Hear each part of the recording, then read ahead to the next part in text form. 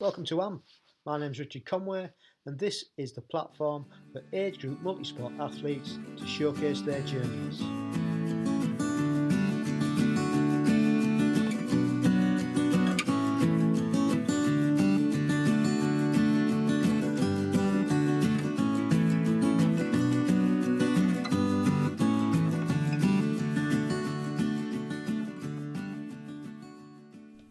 Welcome back to AMP, and thank you once again for joining us, and much appreciated. Thanks for all your support, all your comments and your feedback.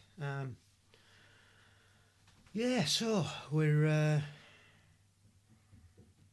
a week away from everything opening up. Shops, gyms, swimming pools, fantastic, and we can train together again, so that's good. We've got our first training session on the track on Saturday, so that'll be something to look forward to. And we have done a little bit of running with a couple of other people, doing some hill repeats and things, so that's fantastic. By the time this goes out, which will be on the 14th of April, Wednesday 14th of April, I'll be in race week. The following Sunday, the 18th, I'm taking part in the Yorkshire Duathlon. Fingers crossed. Haven't heard any more other than it's taking place, so that'll be cool. If anybody else is racing, give us a message and maybe we can meet up. And if you see me out and about around the course, give us a shout. I'll be wearing my AMP hat and probably my AMP hoodie, so give us a nod, say hello, that'll be great. And if you are racing, good luck. There's been a couple of guests that have had races over the last couple of weeks. Ashley Delott, who appeared on episode 4, was first in the Reading Cross Duathlon. That was on the 3rd of April, so congratulations to Ashley. Congratulations to Yanni Christodoulou, who was on episode 9. He finished 3rd place at the Bridge Duathlon at Dartford, also on the 3rd of April. So well done, guys. Keep it going. Great start to the season. Did any of you see the Triathlon Super League Arena Games a couple of weekends ago? It was great fun. It was nice to see that they'd mixed it up even more this time by inviting the likes of Tim Don and Lucy Charles-Barclay along to put themselves up against the sprint and Olympic athletes and see how they fare. And they didn't do too bad, to be fair. It was, especially in the ladies' race, it was really close. Lucy Charles-Barclay didn't disgrace herself at all. Beth Potter came out on top and in the ladies, and that was a fantastic result.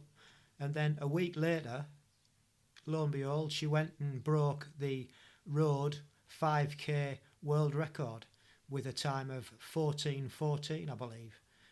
So she's on fire at the moment.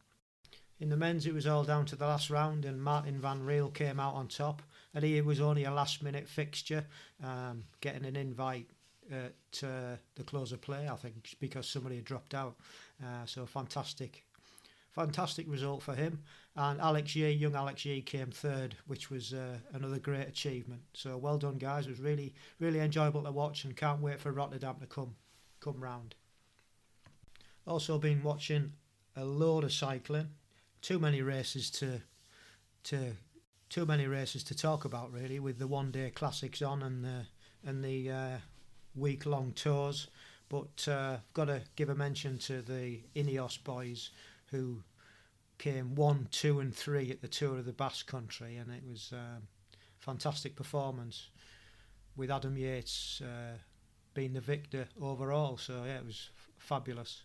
And also to the Tour of Flanders, one day, which I spent one Sunday just in the garden watching it on the computer, and it was great to watch, with a unlikely outcome, or an unexpected outcome, should I say.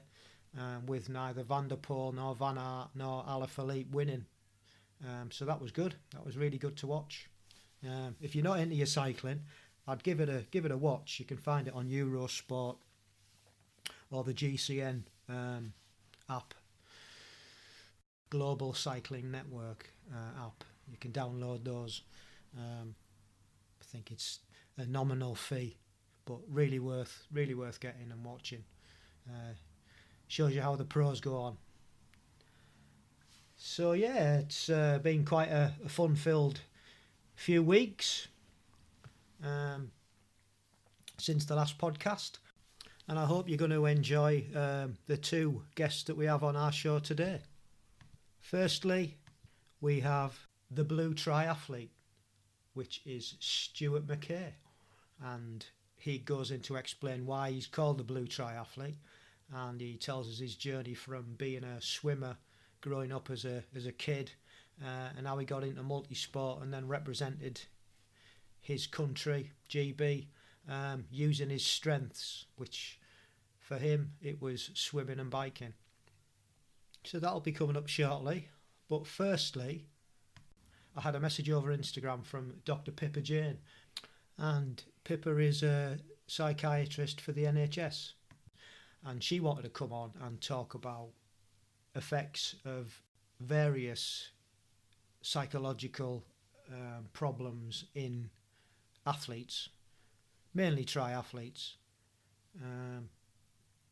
So we had a chat, and what I've done, like I did with Triathlon, I've broke it up because there's quite a big topic, so I've broke it up and we'll spread that out over hopefully 3 podcasts. And the first one that we've got coming up, Pippa talks about depression and also anxiety that we as athletes can face in our day-to-day life, but also in our sporting life. She gives us great tips about tapering, which is so apt for me at the moment because I'm in my first week of taper before the race. Fascinating topic, very knowledgeable person, and some great tips about tapering at the end there, like I said. So I hope you enjoy it and you get something out of it. See you on the other side. Welcome along to AMP. Thanks for coming on, and I hope that athletes that are listening to this are going to get quite a lot out of it. I hope so. So if you want to tell us a little bit about yourself and your background going into it, and then we can get into the meat and potatoes if you like. Sure. Yeah, sure. So I am a psychiatrist. I work in Surrey, and I work in a community mental health team. So I deal with a really wide range of mental health problems, sort of in the general adult population. I've been working in psychiatry for about 7 years now, so I've got quite a broad experience, I think, with psychiatry. But with sports, I'm a bit of a latecomer into sports. So I started sort of regular training sort of in my late 20s. And then I just loved it straight away. And then got my fitness instructor qualification, started doing some teaching, and then and then started triathlon. And that seems to be the thing that I've sort of settled into. And yeah, I just love it. How did you find out about triathlon then? Through some friends, I think. Well, it was sort of like, it was on my radar because I've always enjoyed, I was running anyway, and as I said, like I was, I used to club swim, so, and I thought, if I could pick up a bike, yeah, I might be able to do that. So it's always sort of been on my radar. And then somebody that I worked with was doing one of the just sort of a triathlon type things, ones where they explain everything as you go through. So I went and did that with her, and yeah, it just went from there. Really, really enjoyed it. And cool. Haven't looked back. So great stuff. Do you want to start with the list that you said, starting with the depression? Yeah, I think depression first. That seems to be sort of the most common things. I think if we start with that. So why does it occur in athletes? Okay, so the first thing I'm going to talk about today is depression. It's one of the most common mental health problems, and in the general population, it occurs. Around 20% of people have experienced some symptoms of depression at some point during their lifetime. So most people listening, or some people listening, will be familiar with some of the things or some of the feelings that I'm going to talk about. I think it's particularly important subject in triathletes in particular, because triathlon is comes under a track and field sport, so it's a lone sport. So you're training by yourself, so sometimes it can be quite isolating. It's different in a team, because if you're sort of in a team of players and you underperform as a team, you can sort of disperse that responsibility for a bad performance, or what didn't quite work amongst team members. But if it's a lone sport, the pressure's all on you. So it can be a bit more difficult like that. And there's more opportunity as well for direct comparison with your peers. So if you're in a triathlon club, you might be wondering, that person's roughly the same height and body weight as me. Why aren't I running as fast as that? Why aren't I putting in this training performances? Oh gosh, look at that person's Strava. They're training X amount of miles, per week, and I'm not. And, it's just, there's lots of opportunities for lots of pressure and lots of comparison. And that can obviously have a knock-on effect on your self-esteem. And if that gets out of hand, then it can lead to symptoms of depression. So some of the symptoms that we look for, that you might experience if you're depressed, is, first of all, obviously you're going to feel low in mood. So, having a bad day is a really normal thing. But if you're having bad day after bad day after bad day, and you're feeling sort of low almost all of the time, that can definitely be a sign that something's wrong. You can get different levels of fatigue. So for athletes like us, then it might just be that you're starting to struggle a bit with training, or not enjoying it as much, getting tired a bit more easily. But on the flip side, the fatigue can be really, really bad for some people. So it could be, as severe as not really wanting to get out of bed in the morning, or, even getting in the shower and getting dressed is an issue. It makes you tired. You tend to sleep poorly. So people can have trouble getting to sleep, or wake up frequently during the night. Your appetite could be reduced, which, of course, if you're training frequently, that's, that can have quite a serious effect on things. You might not be able to concentrate as much, so that leaves you a bit more predisposed to getting injuries as well, if you're not really concentrating on what you're doing. And you stop enjoying things, not necessarily just the sport, but your day-to-day stuff as well. Like, you might find work a bit of a chore, you might find spending time with the people that you love a bit of a chore, and that can lead to things of guilt as well, and hopelessness. So they all sort of tie in together. The problem with athletes, though, is that depression can go under the radar really quite easily. Firstly, because I think there's a general public conception that, or perception that it's athletes are really physically healthy, therefore they're mentally healthy and don't get mental health problems. But that's definitely not true, especially as you go sort of towards age grouper status, like lots of your listeners for this podcast, in sort of the higher end elite and semi-professional, higher end amateur and semi-professional type levels. That pressure can get a lot, and mental health problems sort of creep in a bit more commonly. Also, depression can mimic overtraining syndrome really, really quite closely. So all of those things that I've just mentioned, you can experience all of those if you're just doing a bit too much training. So you might also get with that, you might get the muscle and joint soreness that you get if you're training hard all the time and not getting enough rest. Your immune system is affected, so you might get ill a bit more frequently, like coughs, colds, that type of thing. And I think that's, particularly relevant at the moment with the pandemic going on, is that you do make yourself a bit more susceptible. And if you're overtraining, you might notice that your resting heart rate increases by sort of 5 or 10 beats per minute, sort of consistently. So those are things to keep an eye out for. If you notice those, just check in with yourself and just ask yourself, do I need to take a step back from this? Do I need to sort of lower my intensity of my training, or have a week off, or just sort of reduce the frequency just to give my body a break and let it recover? And more often than not, you'll find that those symptoms go away. If they don't go away with rest or get worse, that's when you should be thinking on the lines of, oh, okay, maybe this is something I need to address with a GP. Maybe I am sort of experiencing a bit of low mood and depression. So then get in touch with the GP or family doctor, and they'll they're definitely the first port of call, and they should be able to help you. And it's really easily treatable as well, usually with talking therapy, self-help, sometimes with medication, but GPs try not to offer that straight away these days. And the prognosis is really good. People do recover. So I think the message is, don't be afraid to ask for help if you need it. And if there are ever any thoughts of not wanting to be around anymore. Any thoughts of suicide, which doesn't really get talked about very commonly, or any thoughts of harming yourself in any way at all, don't delay getting help. You go and get help straight away. And that can be sort of calling a local crisis number. The Samaritans are really good. Sane Line is something that's really good. If you Google it, the number comes up straight away. Or just going to A&E. There are psychiatrists in most A&Es now, or mental health specialist mental health nurses that will do an assessment straight away. Yeah. So don't be afraid to reach out if you need it. Do you know of any sports specific places where people who are into any sport can go directly to get help? Is there anything available? Yes, there is. It's not widely available, and there aren't any sort of sports psychiatrists in the NHS either. It's sort of a very sort of new up and coming niche within psychiatry. But there is, I'd have to send you the link, I think, which I can't remember the name of the person off the top of my head, but there's a few people that I can send links to, which can help. Yeah, do you think that would be easier for somebody in that sort of area to go and see somebody like-minded than actually going to see the local doctor, or talk to somebody that's not into, you know what I mean? The friends or family might not be into sport. Yeah, definitely, because it's quite difficult to understand if you're not, if you haven't experienced it or you're not doing the sport. Definitely.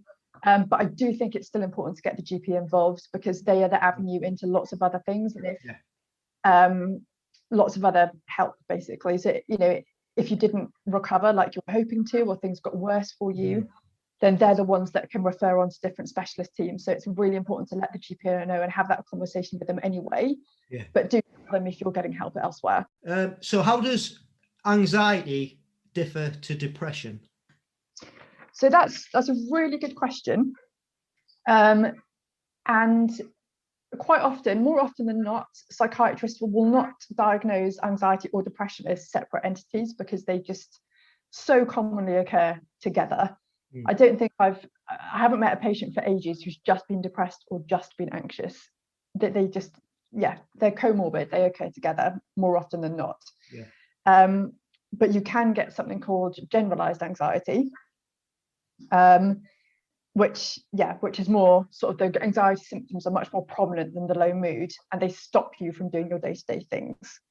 But I think it's important with anxiety, first of all, to understand where it comes from, and that it's a normal phenomenon. Anxiety is our fight, flight, or freeze response. So it's how we've evolved, and it's how we've kept ourselves safe as a species. So it's normal to feel anxious. It becomes a problem when the anxiety is disproportionate to the stimulus. So I think race anxiety is a really good example of this, and everybody gets it. Generally, triathlon is life-threatening, but you get that feeling beforehand. Your heart pumps, you get the sweaty palms, you feel shaky, sometimes you can feel a bit lightheaded. So that adrenaline is really there before a race, and that can be really helpful, but it can also be, it can be a bit of a hindrance as well. All triathletes are familiar with taper week, the taper time, and I think the anxiety can really get to people then. But again, before a race and the weeks or days before, like anxiety, or like taper madness, as sometimes people call it, is completely normal. So you might get agitated or restless, your sleep might be affected, you might find that you're feeling a bit sick, and that you can't really eat like you normally would, that your appetite is reduced, and some people even get panic attacks. So that can be just a normal part of the taper, and it doesn't mean that you have an anxiety disorder either. It's important not to pathologize it too much. I've actually got some tips for the taper if you want to hear them. So my top taper tips are, first of all, to tell your family and friends that you're tapering before the race. Right. So warn them that you might be a bit restless. You might be a bit more grumpy than you normally are. You might be a bit snappy, and apologize in advance. This is what I do with my husband. Just to let Mark, I'm sorry. It's taper week. I'm going to struggle a bit, and generally he's fine after that. The other thing to do is set multiple goals for your race. So don't set your sights on one particular, finishing in a particular time, or getting a PB, or getting a podium place. Don't put all of your money on that. Have different levels of goals. So you could have good, great, and awesome. Good being like, I don't know, maybe just not setting off too hard on the swim and staying calm and not panicking too much at the beginning. And then if you do that, great, you've achieved something fantastic. Even if the rest of the race goes to pot, that one thing you've ticked the box, fantastic. Then like a great achievement would be sort of to pick a reasonable time that you could finish in if things go well and that you're feeling good on the day, and yeah, great. And then the great, the amazing, awesome goal would be the thing that happens if the moon, sun, the stars align, everything goes absolutely fantastically and you achieve better than you expect. So you have different levels, so you're not ever really disappointing yourself in that way. You've always achieved something. Yeah, so I think it's just part of having a contingency plan and listening to your body on the day, isn't it? And just going with that. And the other thing I tell people to do as well is have a plan after the race. So remember that life goes on after Ironman. Because I think athletes just get so, and it's normal, you just get so bogged down with it because the training is intense, isn't it? It takes over your life, for months and months. But I think it's important to have a plan after a big event. So whether or not that's sport related or not, it doesn't really matter, as long as there's something for you to look forward to afterwards. Yeah. So whether or not, as simple as, I don't know, going out for dinner and having some drinks and celebrating with your family, planning a holiday, booking your next race, it doesn't matter, just have something afterwards. But I think the thing to watch out for is if the anxiety that you're experiencing isn't limited to the events, sort of around the event, the week before, the days before, and if it's starting to interfere with the other parts of your life. So if you're feeling anxious about going to work, if you're feeling anxious about seeing friends, leaving the house, that's when you need to start sort of paying attention to it and wondering, and maybe speaking to a GP and getting some help for that. Yeah. And there's lots of effective ways to treat anxiety, and it's really important to remember that you are absolutely not alone with it. And there are loads of resources. There's lots of the NHS has some online cognitive behavioural therapy courses which can really help to combat anxiety. Yeah. The Royal College of Psychiatrists, their website is really good. There's lots of helpful resources there. And the apps, there's lots of apps at the moment, like Calm, Headspace, all of those sorts of things are really good. Yeah. Really good helpers for anxiety. So there's lots of help available. So don't be afraid to reach out. What do you think about things like meditation and yoga? Amazing, really amazing. I think things like meditation do take practice, and so does mindfulness, because it's hard to, especially when you're anxious and your thoughts are racing, it's hard to sort of just sit and be with yourself. It's really difficult. It really does take practice, but it helps so much because it makes you aware of when your mind is running away with you. So you might get a thought like, oh God, I'm not going to finish the run in the time that I want. And, that means X, that means Y, that means this, that means I have to change my training plan, that means X, Y, blah, blah, blah, blah, blah. And your mind just runs away with you. But if you can learn to recognize when that's happening and pull it back and just acknowledge that you're having the thoughts and it's okay and sit with it, it makes a massive difference. But it does take practice. Definitely worth it though. So that's part one, dealing with depression and anxiety. I think we all feel certain levels of those throughout our days, especially over the last year, and we've all dealt with it differently. So food for thought there. So thank you once again, Pippa, and we'll be hearing from Pippa in the next episode also, where we will be discussing injuries and possibly exercise addiction and dependence. Next up, we've got the blue triathlete, Stuart Mackay. Hope you enjoy this one, and I'll see you on the other side. Welcome to AMP, and thank you very much for agreeing to do this. Much appreciated, because obviously, I can't do this without you guys, and so thank you for coming on. No problem, not a problem at all. That's what we're here for, to chat and go back to lockdown.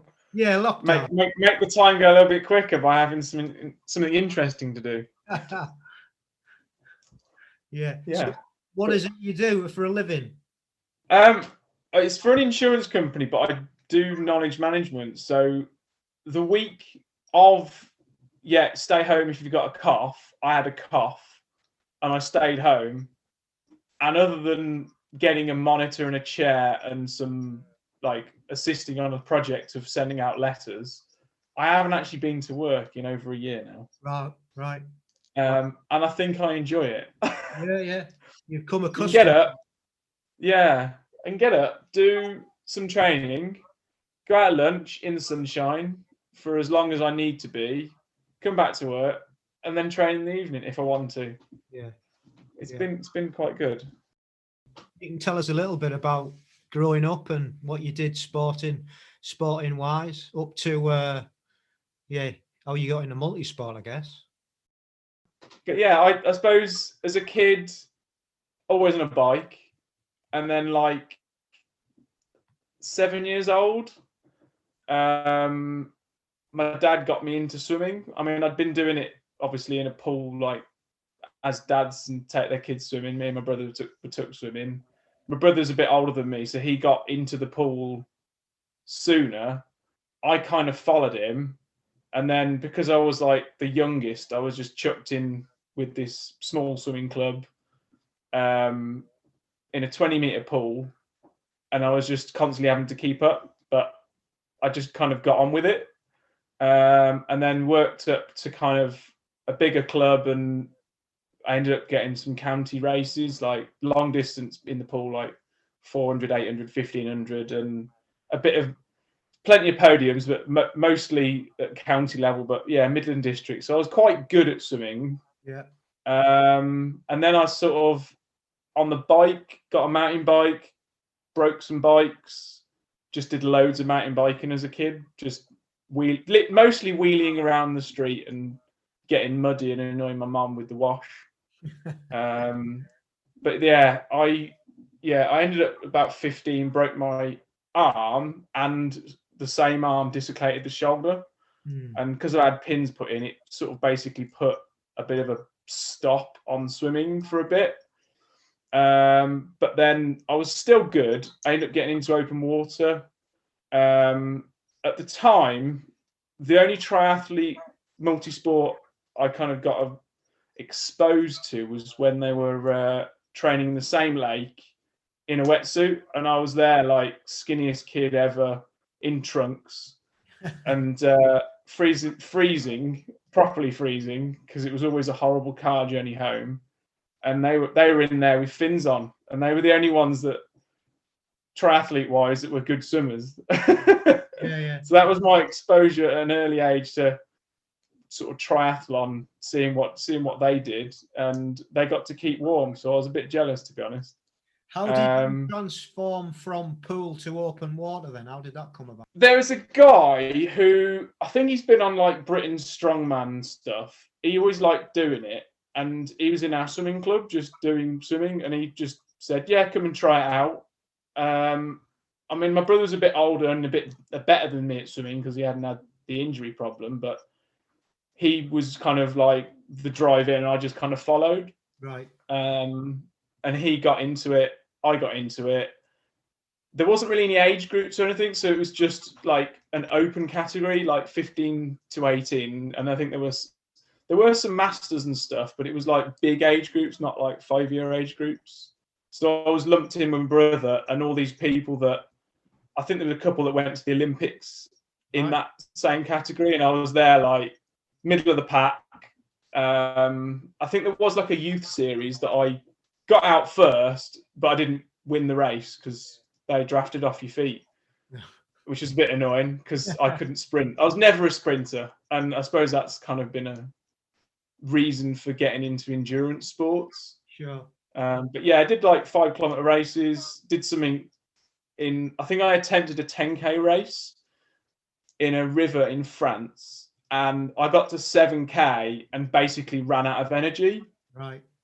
And it wasn't until after I'd been fed a load of cake by the volunteers that I found out that the pros had all been thrown stuff every lap. I think it was 3 laps. They were thrown stuff so they could actually feed. Yeah. Never had any of that. I literally just swam until I stopped. Yeah. So that was an interesting race, especially as it was a river because of the currents or whatever. But yeah, that was an odd race to have, but I did quite enjoy it, especially the cake. What happened Yeah. after that then? After you'd done your open water, how did that develop?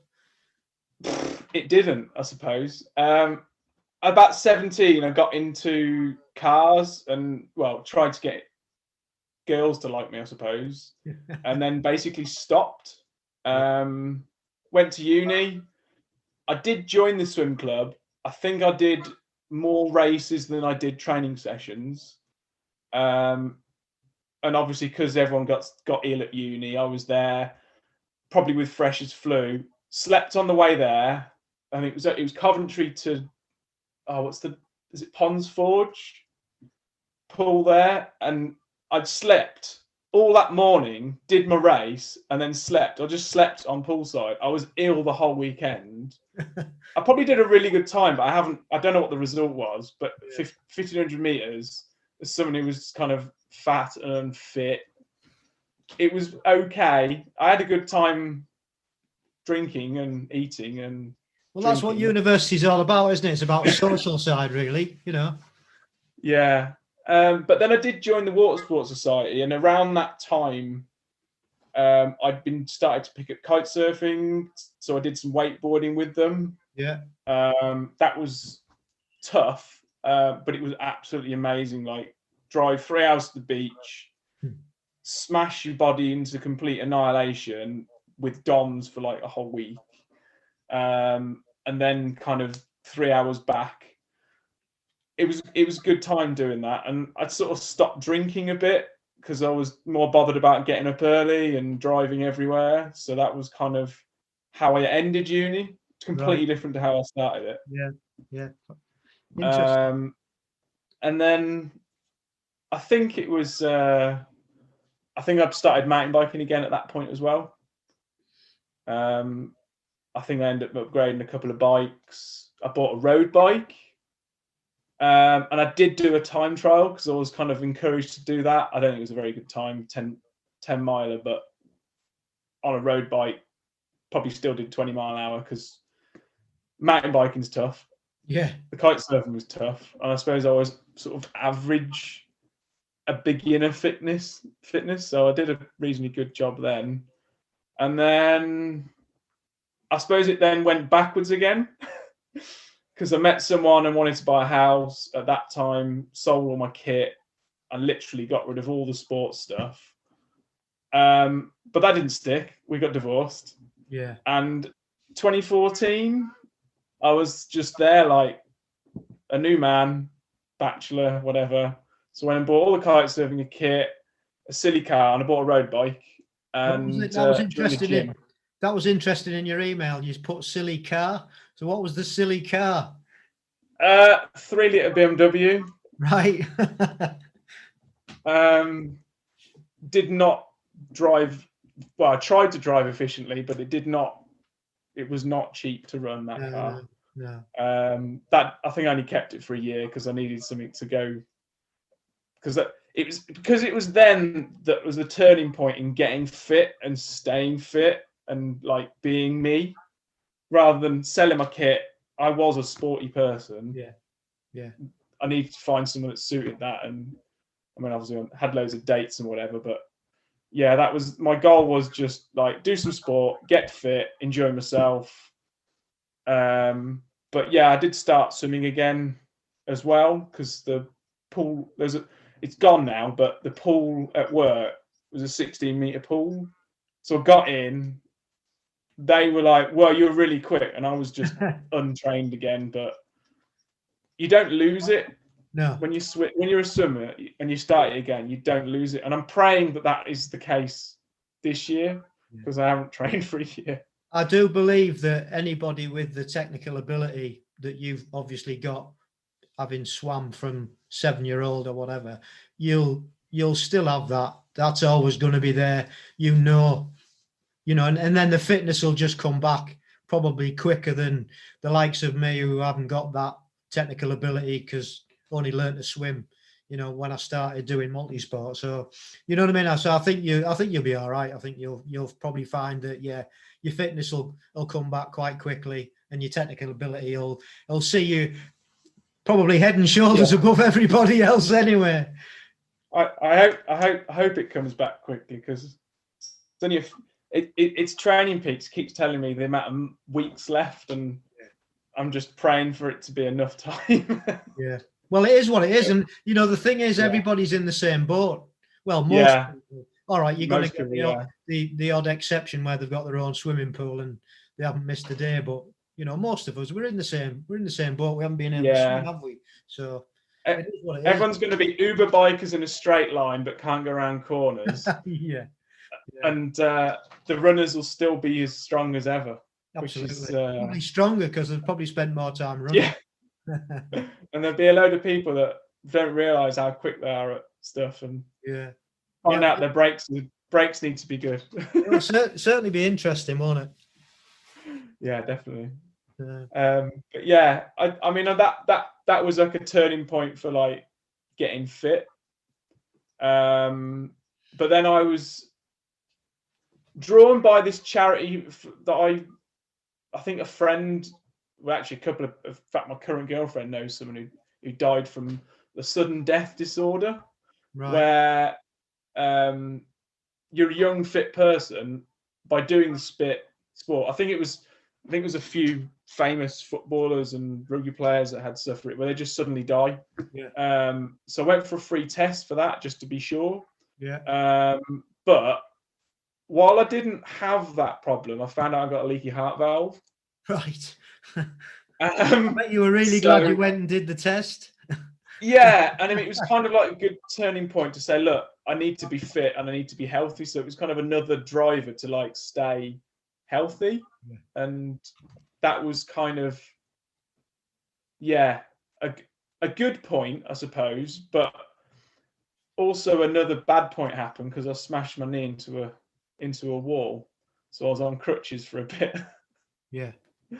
But I did start cycling again and entered some races that year.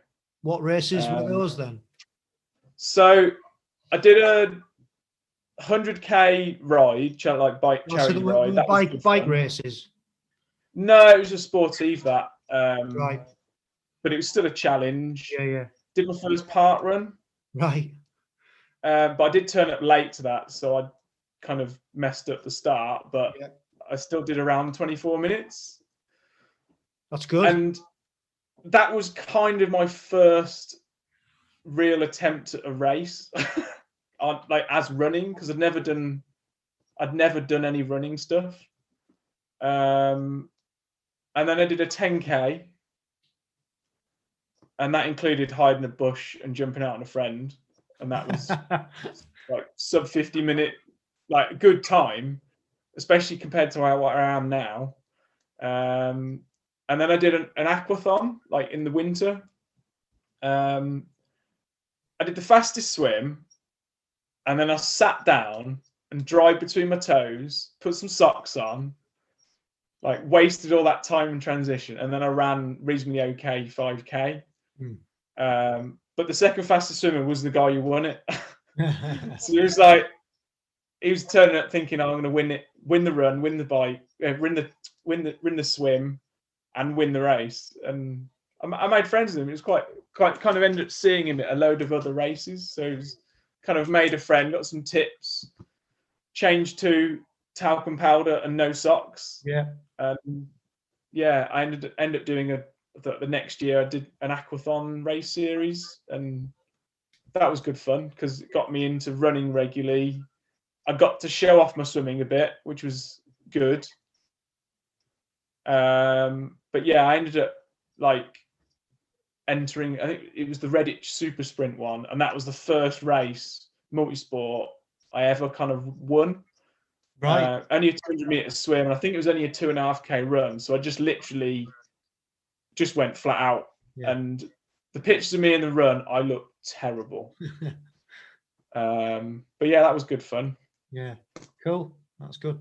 So yeah, so actually thinking about what you've just said, all those little bits that you started to put together, because obviously you had the swimming nailed, and you loved your biking, mountain biking and stuff, and then you started doing aquathons and running, and so you can see it's all sort of like coming together to become like triathlon. Yeah, you know? Yeah. I mean, the goal was to do a triathlon. Yeah.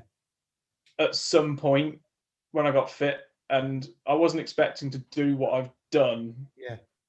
To this date, like a lot of it's like I wouldn't have imagined it when I started. Yeah. So it's been kind of a really good journey, I suppose. But yeah, I'm kind of glad that I started it, because otherwise I wouldn't know that I'm doing what I'm doing now. Yeah. Wouldn't be talking European/world anything. No. Let alone doing what I'm good at as well. Yeah. And I guess as you look back, through what you've gone through, you think, well, yeah, everything happens for a reason. It's got you to that point, hasn't it? Yeah, definitely. Yeah. So after your first triathlon, how did you go forward from that? Was it, I'm going to do more, or? Well, I mean, and I suppose the first triathlon I did do was like a little super sprint in a Lido. Yeah. I think someone was advertising some races on Facebook. One of them was a standard distance qualifier, which was St. Neots. I think it got moved to wherever it was, the lake there over that way. It got moved. That was good fun. I think there was Reece Barkley in the field in my age group. Yeah. So that was kind of like, well, he's quick, because I think I was third in my age group or something when the swim. And then I did a reasonably good bike, and then all of the GB suits just came flying past me. That was good fun. I did my first half marathon as well, I think around that time. And then there was a local sprint try with Jodie Stimpson in the water. Right. I got to draft off someone, and it was her. Amazing. And that was kind of where this blue thing kind of started as well. Yeah. Which was me in a pool leg suit, not a wetsuit, but just like a swimsuit that was for no arms and legs, and I was there in bright blue. The other thing that I bought off Facebook was an entry to a half Ironman. Right. And this was all in the first year. What year was this? 2016. 2016. And that was kind of like, that first half Ironman was kind of where I found out I was okay at triathlon / good. And I did pretty good swim, 23:20 for half Ironman, which I think is around my fastest, even when I've done just a relay. Fantastic. I did a really good even split on the bike, even though I'm on a road bike. That was good. And then there's a bit of a hilarity with the half marathon where I picked up a banana that I'd put in transition. I ran out of it, ran all the way to the first nutrition stop, and I was like, "Can I have a banana?" And they were like, "It's in your hand." Brilliant. So that just goes to show, doesn't it, when you're in that zone, you know what I mean? Because you see all sorts of people doing all sorts of stupid things, like running with the helmet still on, or the goggles on, or you know what I mean? See it all, don't you? I mean, I've done some other daft things. I mean, there was one where I ran the wrong way on the run and ended up running round the it was like a field to the right of the it's an open water pool. Ran around it, ran all the way to the front of the building, was like, "Where's the finish?" And they were like, "It's over there." Oh. And I had to run kind of round all the barriers back. And then I was just stood there. And the photographer was like, "Can we do your finish again? Because we didn't know you were coming." Brilliant. Yeah, that's fun. Yeah, that half Ironman was like, I was told later in the year that I could have actually done the Finn in Denmark age group. race, the half Ironman. But I think at that point either it was too late or I just didn't have the money to enter it. So well, you'd got the time though, which is the most important thing, and that then spurs you on, doesn't it, to say, well, yeah, I am good enough. But how did you find out about Agegroup then in the first place? So I think it was when someone was looking for doing awards for the Tri Club. They were looking at times that people had done, and they were like, you could have entered that, and I was like, I didn't know I was good enough. Yeah. I just turned up, did the race, and then kind of got a bit more friendlier with the Tri Club sort of towards the end of that year. That I think if I'd have joined the club properly at the start, I might have actually been working my way towards that race. But yeah, to get a qualifier at a triathlon when I didn't think I was any good at running was like, well, I'm actually all right. So I kind of stepped it up, I suppose. Yeah. And that's where the blue bike got bought. But I'd already started off that year with a bit of a run injury. So it was just kind of having a go at biking. I think I converted, because I'd entered the same race again. I think I converted it to a relay, and I did the swim. Yeah. And then we had, I did a reasonably good time for the swim, but I think the first triathlon I actually had that year was the Leeds standard triathlon qualifier. Yeah. And I did a good swim, good bike, found out it actually wasn't that flat. And because it was a downhill run, the time was good. Yeah. But it was just hilarious to turn up in bright blue, in a blue tri-suit, blue shoes on this blue carpet. I was like, this is it. Blue athletes arrived. And I think that's where it got kind of picked up. And later that year, the Tri Club gave me an award for the triathlete that looks the most like a Smurf. Well, at least it's an award, isn't it? And then it became another award for people who did this running relay in our club. I think it was a load of the women. They dressed up as Smurfs, and they got me to give out the triathlete that looks more like a Smurf award to them. Brilliant. Good to have a sense of humour with it all as well, isn't it? Oh yeah, definitely. That year was a bit of an odd one because I didn't do many races, and then I got in a car accident. This wasn't the silly blue. This wasn't the silly BMW. This was a Skoda that I had. But I wrote off the car. I wrote off the carbon road bike that was sitting in the back because there's a plastic toolbox underneath it. They got smashed into the frame. The toolbox exploded. Down tube was crushed. I think the wheels were bent. Like the left crank arm was bent. But yeah, I got injured as well. I got neck and some back, clicky back and then some neck soreness from it. But it was me on my own. It wasn't anyone's fault. But that was it. I was buggered basically. Yeah. And so how long did you take to recover from that then? I didn't really take that much time, and it wasn't really until kind of like the next year, I suppose, that the winter that it was kind of like, well, I am probably needing a recovery because I was getting all sorts of injuries like cramp as well. And I ended up doing a marathon later that year. Yeah, because you get cramp and then you just think, oh, I know what I'll do. I'll do a marathon. I mean, I think it was where the cramps had just in the summer they were worse, but because the marathon was October, and like I wasn't actually suffering because I'd had enough time to get to it. But yeah, the preparation was meant to be good, and it wasn't. Like no sleep the night before, like the 2 weeks before I'd sort of stopped training because I was like suffering with cramp. Then I had like, I just try out these trail shoes, get myself a blister.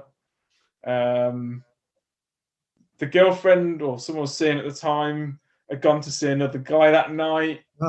And like I found out the next morning, and then I was late and had to somehow get across from like because like the race course was where you park and where the start and finish was. This is in Chester. Right. I had to get from the other side from this car park across town, like no idea where the hell I was.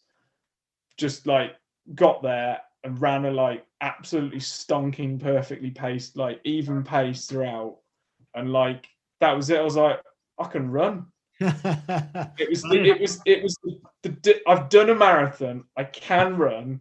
I'm not a rubbish runner because it's only been like 2 years I've been running, and it was all hit and miss. Times weren't ever like consistent. I was getting cramp and all sorts of weird, annoying like blisters, and it was just I actually can run. And then it was not that well. I had enough time to recover from the girl at the time. I met a girlfriend, and because she's my current girlfriend, partner, we're living together, we're moving in together. It's proper. Yeah, she rides bikes and could run, and because I'd done this marathon, she entered one, and I was going to do it like we were going to do separate runs, but we entered the same one, and I ended up getting injured. So she had to do it on her own, which was a bit annoying. And then because I could do a marathon and I could swim and I knew I could bike, I also entered an Ironman as well. Right. And that year was another crap year of preparation. Yeah. It seems so to I got be injured again, and then got my cramps really bad. It was just a terrible like build up. Like May, I think I pulled my hamstring trying to run up this hill out of the water. Did a really good swim, but just pulled it. And that was the Aches 70.3 race. It was like the day of that, there was like really nice start with sunshine. I then got on the bike and it got grey. I had to turn around and go back. And when I got to the car, it just absolutely like hammered it down. And it was like south of France. It should have been like really nice.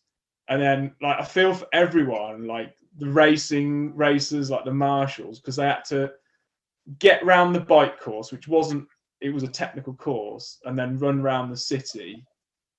And it was just like the worst weather. Like some point it was down to like 6 degrees, and they were all prepared for like a sunny day. I don't know how people weren't like anyone who DNF, I'd still have respect for. Yeah. Just like I missed the worst of it, obviously, but that was a hell of a race that people went through. A friend managed to finish it, and she hasn't got fat on her at all, so I have no idea how she managed to keep warm. Yeah. Incredible, isn't it? Determination, I guess. Yeah, and that might have been my inspiration to kind of like carry on, like trying to get to this Ironman, like getting prepared for it. But July I got mega severe cramps. Like I think it was the day of it was the World Cup going on. I drove during all the football because it was like I'll get a free run, because free run on the motorway because it'd be empty to get to Worthing. Really hot day. I must have dehydrated myself in the car, and then attempted to warm up, got cramp. I managed to swim, and then like literally got like a bit on the bike and just cramp, like completely exploded in my quads. Yeah. Like I was actually on the floor. Like the physio came over, and like struggled really bad, like at least for the next 2 weeks with like horrible cramps. And somehow like got over it. And I don't know whether it's just the heat that just messes me up. Yeah. But that was it. I was like, there's no way I'm going to do this. Yeah. And I was going, right, if I do the swim in this time and I do the biking this time, if I can do the bike, how far like am I going to hit the thing if I walk this marathon? Like I was just planning, like if I do it, I've got 6.5 hours to walk the marathon, is that possible? I was just doing all this maths, like in this preparation, because I'd only run like 10K, like anything over 10K, I'd only run like 3 times that year. So like to get to the start line was like a challenge, but I managed it. Yeah. I did the race, and then that was September, and then it was very soon before I got to my age group race, my first age group race. So how did you decide which race you were going to do and distance? Well, play to strengths. I entered the aquabike. Like I always say, you've got to play to your strengths, and there's nothing wrong with that. Absolutely nothing wrong at all. It was like the biggest, this is European level. It was the biggest race I'd ever done, and it was the Ibiza one. I had also qualified for the aquathon, but didn't race it. I thought I'll focus on one. I mean, I didn't have the budget to stay there either, to like be in a hotel for a week. But yeah, that sounded like a good fun for a swimmer. That sounds like good fun. Being chucked off a boat, swim to shore, and then run on. Yeah. But yeah, the aquabike was a bit of an event. Like I was going to try, because I didn't know how to pool at the hotel until like I got there. I was like, I'll get in that, but there was a thunderstorm, so they didn't want to let anyone in that. But I was kind of lucky because I was right by the transition, so I went down like breakfast time, watched the rain just hammering down. I'm like, are we going to be racing? Like, we probably are going to be racing because they're not going to do anything. But I was monitoring the Facebook chat, like, because you get a nice little Facebook group, and Yeah. there'd been some photos of flooding on the bike course. And then there were a load of stuff that got like washed into the water. I won't say what, in case people have You can imagine. eaten their dinner or whatever. Yeah. But yeah, they postponed it to like later in the day, and then I think they also cut the bike in half. So it was meant to be a half Ironman distance. So Right. they kept the swim, but half the bike. Which I was kind of like, I've not really trained for that, but okay. But because of what I learned from that Aches race, I was like, well, I'll be prepared. I put a buff, and like I was going to put some arm warmers on as well, for the bike, just in case it was still like, because it's quite cold as well, and the rain, you don't know where that's going to affect you. But I just chucked the buff on in transition, which I think helped. But I did see some people with base layers on and then their tri-suit, and I was like, that's a good idea. just keep warm, because it was absolutely hammering it down until like, well, I think it rained the whole race. So how did you do it? Well, this is where I really impressed myself. The swim was okay, but because they start the middle distance before the aquabike, there's a bit of I call it Space Invaders, where you've got to get around people, and you suppose you see it in a lot of lakes when you're training. There's some people that are doing head-up breaststroke, just having a nice jolly, but you've got to kind of swim through them. And then because it was only 45K, I was like, right, that's it. I'm just going to go for it, because somewhat over an hour. And it was on the hill. There was a hill going up with some like corners or whatever, and then there was a descent kind of coming down. And like two people in my age group came past, and I was sort of there going, wow, I might be third, or maybe even top 10 if there's not that many people around. But like once we got on the descent, because I'd put a bigger chainring on my bike, I was just like there, hammering down. Like it was still raining, but like hammering down, like just trusting that the tires are going to grip, because it was really wet. And I overtook them. So I was there like, I've overtook them. And then as you kind of got into town, I was like, I knew that there was speed bumps. I was like, that's it, I'm going to bunny up them. Like all that time messing around my bike as a kid, doing a bunny up over a speed bump at, I don't know, like 40k an hour, or whatever it was. That was like, this is me. I'm actually playing to my strengths. And then I think there's like a flat bit as it goes around some roundabouts, and that was it until you get to the well, it was the transition line that I was looking for the finish.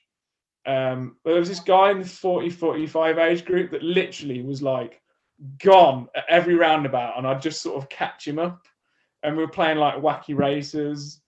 But I didn't know where the other people my age group were, and I was just like, I was no way I was going to look behind, because I was just literally like, just keep going, flat out, push as hard as you can. I don't normally get out of the saddle when I'm on a time trial bike, but I was there like, hammering away, trying to keep up with this.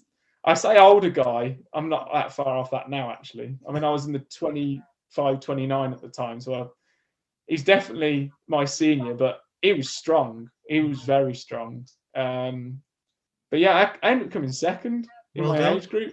Brilliant. I was really chuffed about that, because like getting the medal, although I had to like walk across and do, like everyone was doing the run.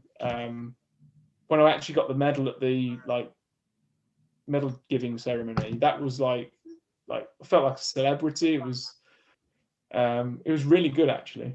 Fantastic. To kind of have it. So I was like, that was it. I'm addicted. Yeah. I mean, it's the whole thing and the whole experience. Like I said before, it's fantastic, and one that you'll never forget. And you just want to keep doing, don't you? Once you've experienced the whole thing. So if you had any hints or tips for either new people going into multisport, or for people who want to get into age group, what would you suggest? Build into it, because trying to like jump from one to the other, like if you're thinking I want to be an age grouper, probably you want to start small, build into it. Like if you are already a runner, that's still like doing a bit of running, just building it up 10% a week, I think is what they always say about running. You could probably get away with a bit more than that in the pool. You could build it up a bit quicker, and probably with the bike. But running, like it really does break me. So I have to build up slowly. Just literally doing loads of zone 2 stuff gets my legs back into it. Yeah, like 10k max for a week, really, and then building back into it, especially if I've got injured. But yeah, I would say build slowly, because you'll be able to keep doing it. Because if you do too quickly and you get injured, it could be 1 week, it could be 6 that you're off. Just like I say, off, like on and off, trying to restart it. Because getting an injury dealt with is really like, it's not fun. Like having the cramp, I had like a week off, and I needed that week because like my legs got to relax. Like it must be something to do with muscle tension or something. But I got into rolling as well. Yeah. But just having a week off, like the next week, because I'd had a rest, I was flying again. Like all this long distance stuff I've been doing, if I do 3 weeks of training and then have a week easy, I can just keep doing that. But I think it was this year I attempted a 4 week. I've had a week and a half now of being a bit unwell. And I've just not been training. Like the past week and a half, I've just not felt great. Well, your body soon lets you know, doesn't it? You know what I mean? Yeah. And you've got to listen to that. And I guess because we like to train, you feel guilty when you're not training, and you think some strange reason you think you're losing fitness. Well, you're actually not, because you're doing your body a favour. Yeah, recovery is when you get faster. It's not when you do the training. Like Absolutely. sleep, having an easy week, all of that time that you think you're wasting is actually absorbing it. Yeah. The muscles repair, and you get back on it. Even if like you have like a easy week, and I've got 3 weeks of training ahead of me after that, that Wednesday, when you're fresh and you're fast, I mean, our work has like an informal Wednesday night ride. I feel great that first Wednesday after having an easy week, and you know that it's done you well. Yeah. And a lot of people don't like to have any time off at all. Yeah. So, your favourite piece of kit? It was my bike. but I sold it to buy this house we're playing. What bike? What did you have? What bike was it you had? It was a BMC time machine. Right. However, my favourite piece of kit at the moment is my winter bike. Right. It's steel. It's a Genesis Equilibrium. It's steel, but it does have discs. It's got fat tyres, mud guards. There's a pannier rack and a top bag on it for your coat. So if you do get a punch or whatever, I'm tubeless, so I don't. But you can carry loads of food in it. It just feels nice, but that probably is me comparing riding outside to riding on Zwift because of how painful it is. Yeah. Sure. Yeah, at the moment, my winter bike, I don't know what it is. It feels good. So going forward, what are your long-term, your short-term and your long-term goals? This year, it's a focus on aquabike because I've entered the World Aquabike. Okay. I missed out on the Pontevedra race. I couldn't afford it. Yeah. But this is it's easy to get to in the Netherlands. But yeah, I'm going to attempt that, and it's a long distance, which hopefully, because I'm not a sprinter, plays to my strengths. Yeah. But yeah, I'm hoping to do some racing earlier in the year to get practiced as well. Yeah. Have you got any races booked? I've got a relay swim in June now because it got moved. It's the Outlaw one. That's the first race I've got, and then there's 3 aqua bikes I've booked as well. Right. But yeah, I think if I focus on aqua bike, I won't get injured from the run. I can actually keep riding. Yeah. Well, it's like you said earlier, isn't it? You got to play to your strengths. What about longer term then? What do you want to achieve? I don't know. I really would like to win this aquabike race, but there is a thought that I might try and do longer races. Right. I keep looking, I have got this dream of before I'm 40, which probably won't happen before I'm 40, and I'm only 33 now, of doing that arch to arc. Okay. Yeah. I think the run will kill me. I don't think I'm ever going to be able to get to that stage without a lot more time running. But swimming the channel is a bucket list item. Right. And then you get to do it as part of this even bigger challenge. Yeah, yeah. But I think the first problem is it's bloody expensive just to swim the channel. Yeah. And then the race itself and timing the start of the run for when you swim, and then the bike's just a cool down, 200 and something kilometer cool down or whatever it is from Paris. Yeah. But yeah, London to Paris would be a great challenge, but I think I might do something like the Brutal. Because at least if I get ahead on the swim and the bike and there's a Snowdon in the way, there's a bit of walking involved on that. Yeah. For the distance. It might be a bit more achievable. So you're going to go long? Yeah. What you see yourself. That's if I don't stick to shorter stuff. But yeah, I think the longer adventure stuff might be the thing for me. But cool. This aquabike, if I can keep doing it, keep swimming, because I'm always going to keep biking because I love it. Yeah. It might be my thing. Yeah. And just keep, if I don't win anything podium wise this year, because I'd love to be good enough to win it, I'll have to have another crack at it.